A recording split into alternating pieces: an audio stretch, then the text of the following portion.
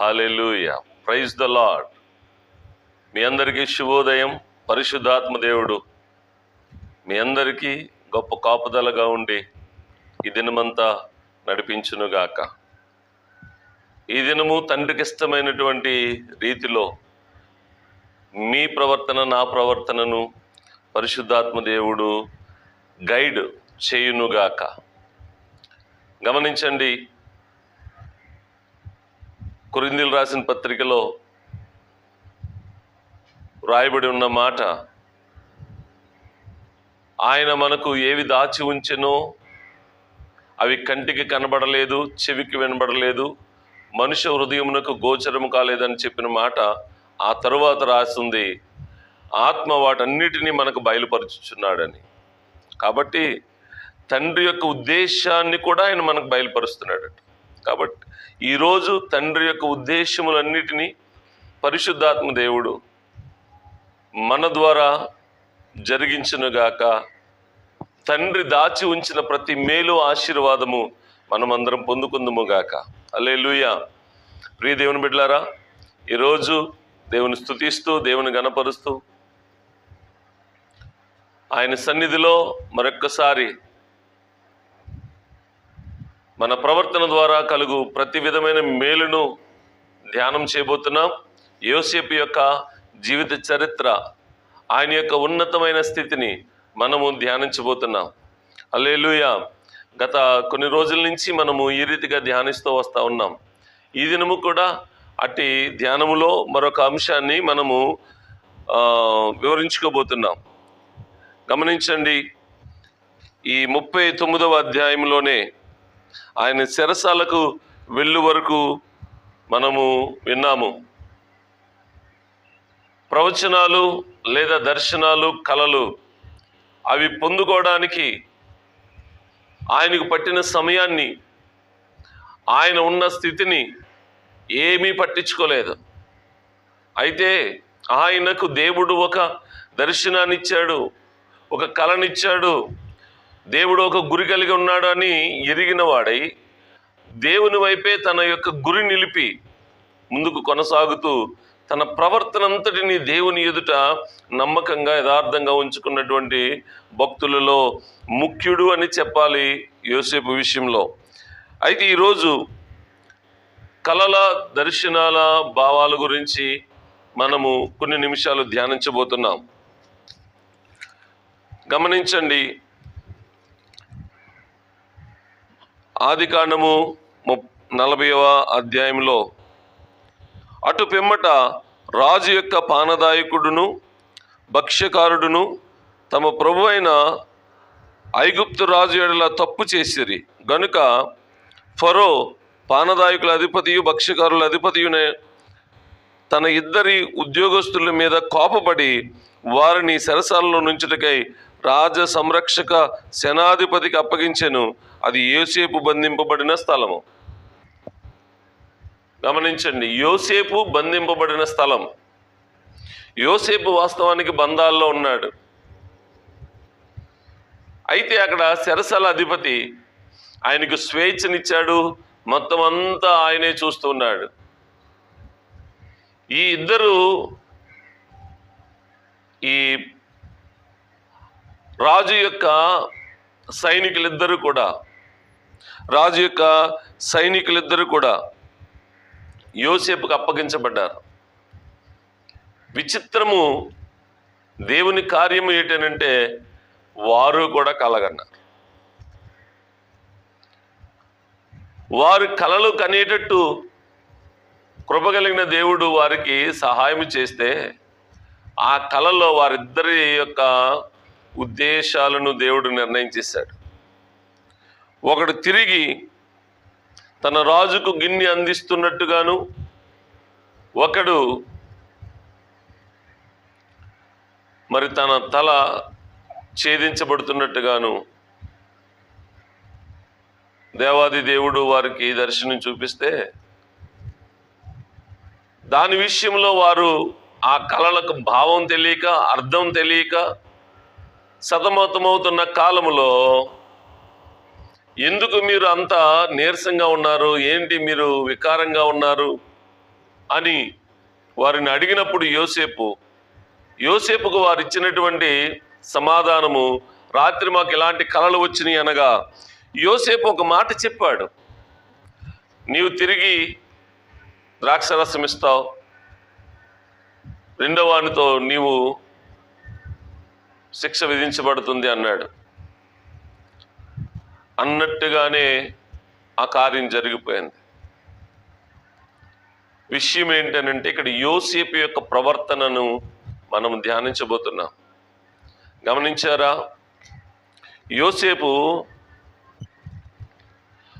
గోతిలో పడవేయబడ్డాడు, చెరసాలలో పెట్టబడ్డాడు. ఈ చెరసాలలో ఉన్న ఈయన యొక్క ప్రవర్తన దేవుని చిత్తంలో నుంచి బయటకు పోవట్లేదు. శ్రమలైతే అనుభవిస్తున్నాడు, కష్టాలైతే అనుభవిస్తున్నాడేమో కానీ ఆయన దానిని ఎలా ఫీల్ అవ్వలేదో చెప్తాను. అది నాకు నింద అనుకోలేదు, అది నాకు అవమానం అనుకోవట్లేదు, అది అతను షేమ్ఫుల్గా ఫీల్ అవ్వలేదు, దేవుని మీద సనగను కూడా లేదు. దేవుడా, నాకు ఈ దర్శనాలు ఇచ్చి నన్ను ఎక్కడ పడేస్తున్నావు అని ఒక్క మాట కూడా దేవుని శోధించిన వాడిగా కనపడడు. దాని ఒక అర్థం ఏంటంటే, దేవుడు నాకు ఒక దర్శనం ఇస్తే అది తగిన కాలమున తగిన కాలమున దానిని నెరవేరుస్తాడు అని ఆయన హృదయంలో స్థిరమైన నమ్మకం ఉంచుకున్నాడు. దేవుని మీద అసంచలమైనటువంటి విశ్వాసాన్ని ఉంచుకున్నాడు. అందుకనే అల్పుడు ఎన్నిక లేని వాడిగా తోసివేయబడి ఉన్నతమైన స్థానానికి, గమనించారా, ఉన్నతమైన స్థానానికి అతను వెళ్ళటానికి గల కారణం ఏంటంటే, దేవాది దేవుని యొక్క సన్నిధిలో ఆయన పొందిన దర్శనాన్ని పట్టుకుని దేవుని పాదాలను విడిచిపెట్టలేదు. స్థలాలైతే మారాడేమో కానీ, స్థలం అంటే అర్థం గోతిలో నుండి దర్శనమేమో ఇంట్లో కన్నాడు, కానీ అతను పరిస్థితి గోతిలోనికి వెళ్ళిపోయింది. ఆ గోతిలో నుంచి మరలా ఎక్కడికో పరాయి దేశానికి అమ్మబడ్డాడు. పరాయి దేశంలో పోనీ ఏదో సంతోషంగా ఆహార ధాన్యాలన్నీ చక్కగా నడుస్తున్నాయి, పెద్ద పాలేరులా కొనసాగుతున్నాడు అనుకునే సమయానికి మరలా అక్కడ జరిగినటువంటి ఒక విషపూరితమైనటువంటి ఆలోచన మరలా తిరిగి జైలుకి పంపించింది. ఈ జైలు నుంచి ఆయన ఎక్కడ కంగారు పడటం లేదు, తొందరపడటం లేదు. అప్పుడు ఏం జరిగింది అని అంటే, అక్కడ కలలు కనడానికి ఇంకొక ఇద్దరిని పంపిస్తే ఆ కలల భావం వారికి తెలియకపోతే ఆ కలల భావాన్ని తెలియచేయటానికి నిజమే ప్రియ దేవుని బిడ్డలారా, భాషలకు అర్థము చెప్పు వరం, కలలకు అర్థము చెప్పు వరం. ఈయన చిన్ననాడు పొందాడు ఒక కళ. ఆ కళ భావాన్ని తెలుసుకోవడం, ఆ రోజైతే కళ చెప్పేశాడు, మీరు నాకు సాగిలబడుతున్నారు అని. కానీ ఆయన యొక్క దేవుడిచ్చినటువంటి ఆ తలాంతు ఉంది చూశారు, కళలకు భావము అర్థము చెప్పే తలాంతు ఉంది చూశారు, అది తన జీవితంలో ఇంక్రీజ్ అవుతూనే ఉంది కానీ అది తగ్గుతూ రాలేదు. అది అభివృద్ధి చెందుతూనే వస్తూ ఉంది. ఎందుకు అభివృద్ధి చెందుతూ ఉందంటే, ఆయన దేవునితో అంటుకట్టబడి ఉన్నాడు గనుకన దేవుడిచ్చిన ఏ యొక్క వరమును కూడా తిరిగి మన నుంచి తీసుకోడు. మన నుంచి ఎప్పుడు తీసుకుంటాడు అని అంటే, మనలో అది ఆయన అసలు తీసుకోడు, కానీ మనమే మన యొక్క పరిస్థితులను బట్టి, మన ఆలోచనలను బట్టి, ఆయనకు దూరం అవటాన్ని బట్టి ఆ యొక్క వరము యొక్క ప్రతి విధమైనటువంటి సారాంశము మూత వేయబడుతుంది. అయితే యోసేపు మూత వేయబడేటట్టు లేదు ఆయన యొక్క ఆలోచన. ఎలాంటి పరిస్థితుల్లోనైనా ఎలాంటి పరిస్థితుల్లోనైనా ఆయన దర్శనాన్ని, దేవుణ్ణి రెండింటిని పట్టుకున్నాడు. అయితే ఈరోజు ఆ దర్శనాలు కలలు కన్న తర్వాత ఆ ఇద్దరు భటులు కన్న తర్వాత దానికి అర్థము చెప్పిన తర్వాత విషయం ఏంటంటే ఎవరికి వారు వెళ్ళిపోయారు. మేలును పొందుకున్నారు.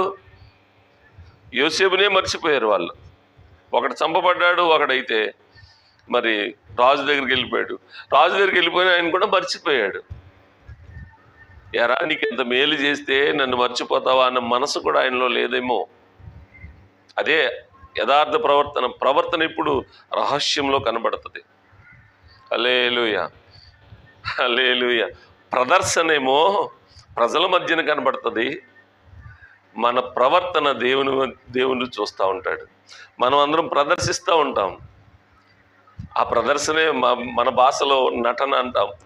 నటనా జీవితమేనన్నాడు సొలొమోను. భూమి మీద నరులు అంత ఒక నటన అన్నాడు. కానీ యథార్థవంతులకు ఆయన మేలు చేయక మానడు అంటున్నాడు. యథార్థవంతులు అనంటే రహస్యములో వారి యొక్క ప్రవర్తన ఎలా ఉంది, ఆ రహస్యమందు చూసే దేవుడు మనల్ని గమనిస్తున్నాడని మర్చిపోకూడదు. అయితే విషయంలోనికి వస్తున్నాను. ప్రియ దేవుని బిడ్డలారా, ఎప్పుడైతే ఆ కళల నుంచి వారు మేలు పొందుకుని వెళ్ళిపోయారో ఆ భావం నుంచి యోసేపు మరుగు చేయబడతాడు. కానీ విషయం ఏంటంటే మరలా సరిగ్గా 2 సంవత్సరాల తర్వాత రాజు కలగంటాడు. ఇప్పుడు కళలకు భావం చెప్పేవాడు రావాలి. ఈ 2 సంవత్సరాలు ఏం జరిగింది మరొక్క మారు నేను గమనిస్తున్నాను. ఈ 2 సంవత్సరాలు కూడా ఏం జరిగిందంటే,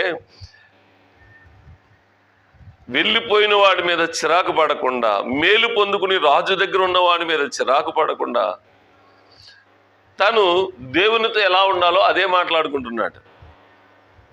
నువ్వు నన్ను ఎప్పుడు ఆశీర్వదిస్తావు, నీవు నన్ను ఎప్పుడు దీవిస్తావు, నీవు వచ్చినటువంటి దర్శనాలు భావాలు ఎప్పుడు జరుగుతాయి అని ఆయన శోధించడం లేదు. కానీ ఈ విషయాన్ని గమనించండి, దేవునితో మాట్లాడుకుంటూ ఈ 2 సంవత్సరాల కాలం మనలాగా ఇప్పుడు సెల్ ఫోన్లు లేవు, టీవీలు లేవు, ఏ విధమైనటువంటి ఎంటర్టైన్మెంట్ లేదు. ఎక్కడ జైల్లో ఇప్పుడు ఉన్నటువంటి జైలు ఖైదీలకి ఎంటర్టైన్మెంట్ ఇస్తున్నారు, లేకపోతే వారు మానవ హక్కుల్లోకి వెళ్ళిపోతున్నారు. ఆ రోజు ఏమీ లేదు. ఒక బందీ, ఒక బానిస, ఈ బానిస జీవితంలో దేవుడు ఎంటర్టైన్మెంట్ అయిపోయాడు.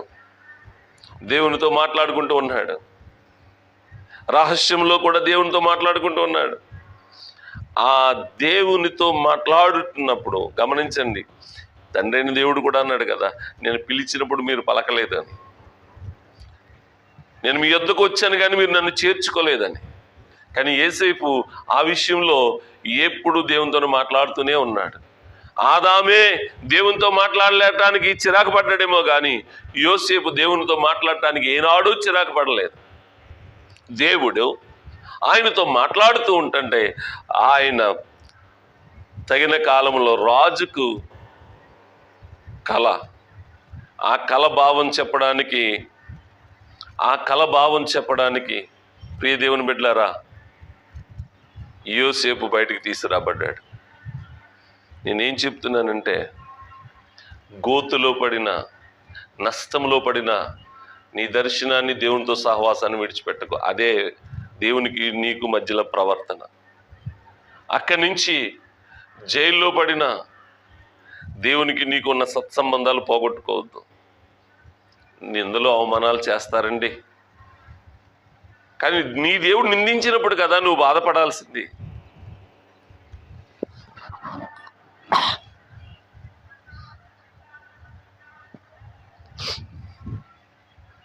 నీ దేవుడు నిందించినప్పుడు కదా.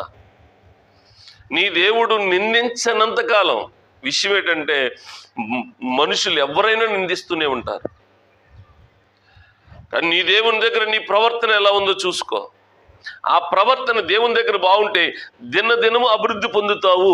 అది దేవుడు నీతో ఉన్నటువంటి సంబంధము వాస్తవమని ప్రజలు తెలుసుకోవడానికి, నువ్వు తెలుసుకోవడానికి. దినదినం అభివృద్ధి పొందడం లేదా, నువ్వు ఖచ్చితంగా ఇంకా చీకటి ప్రపంచంలోనే ఉన్నావు. దాని ఒక అర్థం ఏంటంటే నువ్వు నిందిస్తూ ఉన్నావు. కాబట్టి నిందల పాలవుతున్నాం. ఈ రెండు నిందలు కలిపి బహుభయంకరమైన చీకటిలోనికి, ఇక్కడ శారీరకంగాను అలాగే ఆత్మీయంగాను కూడా చీకటి పాలైపోతాం. అలాగ అవ్వకుండా ఉండాలని అంటే జనులు నిందించినప్పటికీ నువ్వు కంగారు పడకు, నువ్వు ఎవరిని నిందించకు. యోసేపులో ఉన్నటువంటి విషయం అదే. అన్నదమ్ములు నిందించుకుంటూ వచ్చారు, తన యజమానురాలు నిందించుకుంటూ వచ్చింది. ఒకవేళ ఒక్కొక్క స్థలంలో ఒక్కొక్కరు నిందించుకుంటూ వచ్చారేమో కానీ ఆయన యొక్క ఉద్దేశములు దేవుని ఎదుట సక్రమముగా ఉన్నాయి. ఆ ప్రవర్తనను బట్టి ఆయన ఎలా మార్చబడ్డాడు. ఇప్పుడు రాజు యొక్క కాలానికి వస్తే రాజుకు కల వచ్చింది, యోసేపు తీసుకుని రాబడ్డాడు. యోసేపు తీసుకుని రాబడిన తర్వాత రాజుకు కల చెబితే ఆయన అంటాడు కదా, నీ వంటి జ్ఞాన వివేకములు గలవాడు ఇంకెవడున్నాడు, కాబట్టి నీవే ఈ పనంతా చూసుకొని ఆయన్ని రాజుగా మార్చేసాడండి. సింహాసనంలో తప్ప మరి దేనిలోనూ నాకు ఇంకా అవసరం లేదు, నువ్వే చూసుకోని మార్చేసాడండి. మనలను మత్తయి సువార్త 5:11-12 వచనాల్లో రాయబడి ఉంటుంది. నా నిమిత్తము జనులు మిమ్మల్ని నిందించి హింసించి అబద్ధముగా చెడ్డ మాటలు పలుకున్నప్పుడల్లా మీరు ధన్యులు, మీరు సంతోషించండి, ఆనందించండి, మీ ఫలము పరలోకమందు అధికమైంది అన్నాడు. సంతోషించి ఆనందించడం దేన్ని బట్టి? కలిగిన అంతటి దాన్ని బట్టి కాదు. పరులు నిందించిన దేవుణ్ణి కలిగి ఉన్నాను, దేవుని గురించే వారు నన్ను నిందిస్తున్నారు కానీ నా క్రియలను బట్టి కాదని చెప్పేసి నువ్వు ఎప్పుడైతే నీ ప్రవర్తనలో పరిశుద్ధత కలిగి ఉంటావో ఖచ్చితంగా యోసేపుకు కలిగిన ఆశీర్వాదం, అసలు యోసేపు ఆశీర్వాదాన్ని మరొక మారు నేను మీతో చెప్పబోతాను, మరలా కొనసాగిందాం. అది ఏంటంటే భూ సంబంధమైన భక్తునికి ఎంత ప్రయాణం ఉండి పరలోకానికి చేరతాడో ఆ ప్రయాణం అంతటిని ఒక సాదృశ్య రూపకంగా యోసేపు మనకు చూపిస్తూ ఉన్నాడు. బలహీనుడిలో నుంచి అనగా నేను ఈ యొక్క టైటిల్ ఏంటంటే గోతిలో నుండి సింహాసనంలోనికి, అలాగే భూమిలో నుండి పరలోకంలోనికి. ఆత్మీయంగా మనం భూమి మీద ఉన్నాము, శారీరకంగా మనం భూమి మీద ఉన్నాము, మన పౌరస్థితి పరలోకం ఉంది. ఈ భూమి మీద నుండి పరలోకానికి చేరాలి అంటే మన ప్రవర్తన చాలా ముఖ్యం. యేసయ్య ఆయన గుణలక్షణాలన్నీ మనకివ్వడానికే కదా ఆయన రక్తాన్ని, శరీరాన్ని మనకు అప్పగించారు, ఆయన ఆత్మను మనకు అప్పగించారు, ఆయన బోధనను మనకు అప్పగించారు. అది మనం ఎప్పుడైతే కొనసాగిస్తామో ప్రియ దేవుని బిడ్డలారా, అప్పుడే మనము నీతి కిరీటం పొందుతాం, నూతన భూములు ఏలువారిగా ఉంటాం. అలా ఉండాలని ఆశిస్తూ ఈ సేవకుని ద్వారా దేవుడు మీతో మాట్లాడుతున్నాడు. మీ ప్రవర్తనలు పరిస్థితులను బట్టి మారిపోకండి, పరిస్థితులను బట్టి దర్శనాలు కోల్పోకండి, విశ్వాసాన్ని కోల్పోకండి, ప్రవర్తన జాగ్రత్తగా ఉంచుకోండి. ఒకటి మాత్రం వాస్తవం, స్థలాలు మారడం అనేది అంత ప్రయోజనకరం కాదు. ఇక్కడ బాగోలేదని అక్కడికి, అక్కడ బాగోలేదని అక్కడికి కాదు. అసలు మొదట నీ ప్రవర్తన ఎలా ఉందో సరిచూసుకో, అప్పుడే అద్భుతం జరుగుతుంది దేవుని దగ్గర. ఆ ప్రవర్తనలో సరిచేయకపోతే ఎన్ని స్థలాలు మారిన నీ గుణాన్ని బట్టే తగిన తీర్పు పొందుతాం. కాబట్టి గుణం మార్చుకుందాం, ప్రవర్తన మార్చుకుందాం, ఉన్న స్థలంలో దేవుని దీవెనలు పొందుదాం. అట్టి కృప దేవుడు మనకు దయచేయను గాక. ఆమేన్. ప్రార్థన చేద్దాం. తండ్రి వందనాలు ప్రభువా, స్తోత్రాలు స్తుతులు చెల్లిస్తున్నాము. యోసేపు యొక్క ప్రవర్తన, స్థలాలు మారుతున్నాయేమో కానీ, ఆయా పరిస్థితులు మారుతున్నాయేమో కానీ, ఆయన నీతో అంటుకట్టబడి ఉన్నటువంటి ప్రవర్తన కానీ, ఆ దర్శనాల గురించినటువంటి ఆలోచన కానీ విడిచిపెట్టకుండా దినదినము దానిని ఆత్మీయతను అభివృద్ధి చేసుకుంటూ వచ్చాడు కనుకనే నాయనా ఇదిగో తండ్రి, తోసివేయబడుతున్నాడు అనుకుంటుంటే ప్రజలకు తోసివేయబడిన యోసేపు కనబడుతున్నాడు కానీ అతని ప్రవర్తనలో నీ దగ్గర ఎలా కనబడుతున్నాడంటే హెచ్చించబడుతున్న యోసేపు కనబడుతున్నాడు. కాబట్టే ఆయన హెచ్చించారు దేవా. ఈ దినమున కూడా మీ ఆత్మ సంబంధమైన ప్రత్యక్షతలో దినదినము మీతో సహవాసం కలిగి ఉండటానికి, పరిస్థితులను బట్టి కాక, ప్రభావాలను బట్టి కాక, నీతో సహవాసాన్ని కలిగి ఉండటానికి సహాయం చేయండి. కృంగిపోకుండా ఉన్నట్లు కృప చూపించండి, మహిమను పొందండి. అలాగే తండ్రి ఈ దినమున నాయన ఎందరైతే నాయన ఈ యొక్క ఉదయకాల స్థుతిలో నాయన పాలు పొంది నాయన ఈ వాక్యాన్ని ఆలకించారో వారిని వారి కుటుంబాలను దీవించండి, మా దేశాన్ని దీవించండి, మా రాష్ట్రాన్ని దీవించండి. క్రైస్తవ సమాజం అంతా సంపూర్ణ ప్రవర్తన మార్చబడినదై ప్రభువా నీతో అంటుకట్టబడి ఉండుటకు సహాయం చేయండి. దీవించి ఆశీర్వదించమని, ప్రతి దుష్టుని యొక్క తంత్రాలు వాడి ఆలోచనలన్నీ లయపరచమని యేసయ్య నామమును బట్టి వేడుకుంటున్నాను తండ్రి. Amen. God bless you, God bless you. దేవాది దేవుడు మిమ్మల్ని దీవించును గాక. ప్రియ దేవుని బిడ్డలారా గమనించండి, నిన్నటి దినాన్ని నేను అన్నాను కదా, మనము ప్రైజ్ ది లార్డ్ లేదా హల్లెలూయా 2 పదాలే ఎక్కువ వాడుతూ ఉంటాం. కాబట్టి మీరు చూస్తున్న వారు ప్రైజ్ ది లార్డ్ హల్లెలూయా అనే పదాలలో ఏదో ఒకటి మీరు లేదా 2 అయినా అది కామెంట్లో పెట్టండి. అది మీకు నాకు ఇంకా సత్సంబంధాలు పెంచుద్ది. నిన్న కాకినాడ చర్చి నుంచి ఆత్మీయ బిడ్డ ప్రైజ్ ది లార్డ్ డాడీ అని పెట్టారు. ఆ బిడ్డను దేవుడు దీవించునుగాక. అలాగే చాలామంది అలాగా చూస్తున్నారు, లైక్ అయితే చేస్తున్నారు, కామెంట్ కూడా చేయండి. దేవాది దేవుడు మిమ్మల్ని దీవించునుగాక. ఆమేన్. God bless you. అంతేకాదు ఈ కార్యక్రమాన్ని ఇతరులకు పంచండి.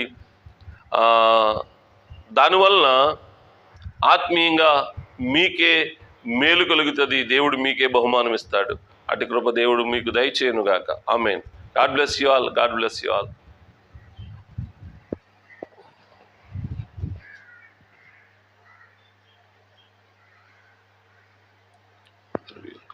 చేస్తున్నాను.